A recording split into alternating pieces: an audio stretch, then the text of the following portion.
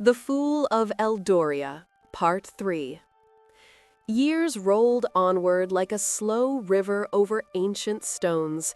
The realm of Eldoria entered a long peace.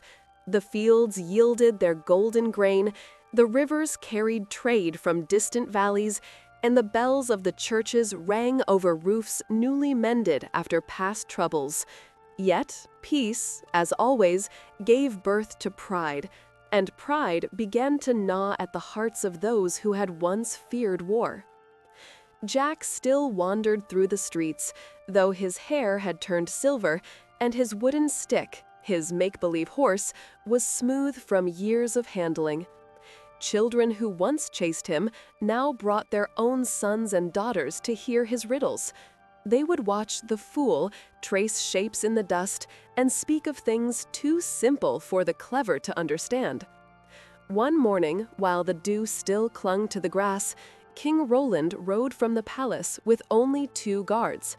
He found Jack sitting beside the city gate, mending a beggar's torn cloak. The king dismounted quietly. "Old friend," Roland said, "I have built towers, dug canals, and written laws, yet still the hearts of men crave more. Tell me, is a kingdom ever truly content?" Jack looked up, his eyes gentle.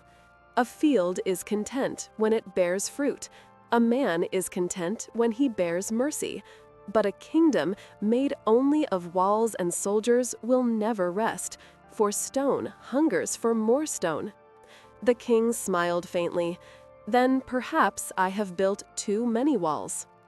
Jack tied the last thread in the beggar's cloak and answered, "Knock one down in kindness, and you will find your people waiting on the other side."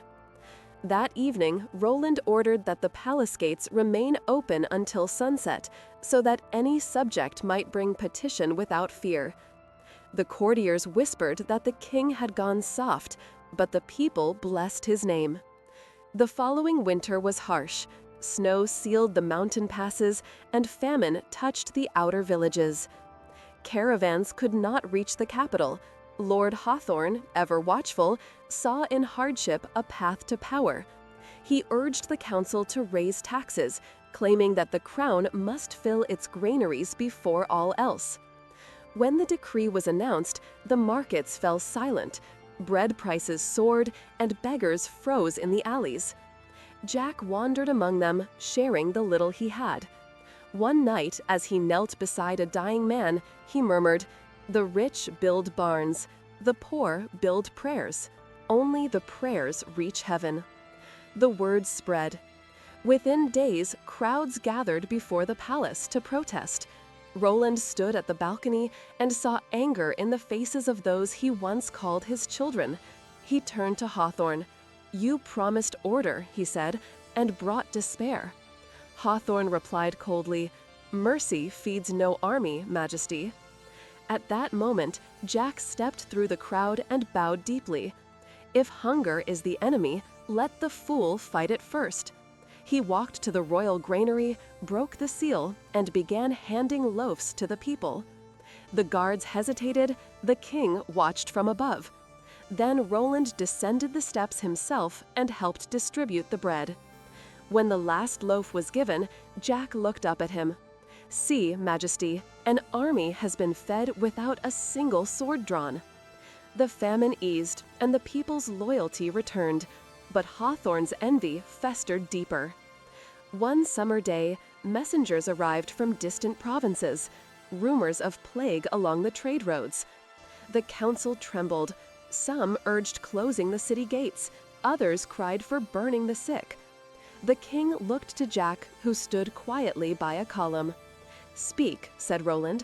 "What would the fool advise when death knocks at the door?" Jack answered, "Close the door, and death will climb through the window. Burn the sick, and you will set fire to your own soul. Tend them, feed them, and you may yet find that mercy heals what fear cannot." The king listened. He turned the palace hall into a house of care, where monks and healers worked side by side. Jack served among them, washing wounds, bringing water, and whispering prayers that were half jokes and half tears. Months passed before the sickness waned. The city buried its dead, but its heart grew kinder. Roland decreed that every year henceforth a festival of remembrance would honor both the lost and the living. The people called it the Day of Light, and in their songs they placed Jack's name beside the saints. Age began to weigh upon the king. His hair whitened, his sword arm weakened, and nights became longer than days. The prince, now a man grown and wise beyond his youth, urged him to rest. One quiet evening, Roland called for Jack. "Old friend," he said, "you once told me the throne burns like fire. I feel its heat now. Tell me, how shall a king lay down his crown without shame?" Jack gazed at the fading sun through the window. When the candle's work is done, it does not fear the dark. It has already given its light. Rule until you have no more light to give, and then let another carry the flame.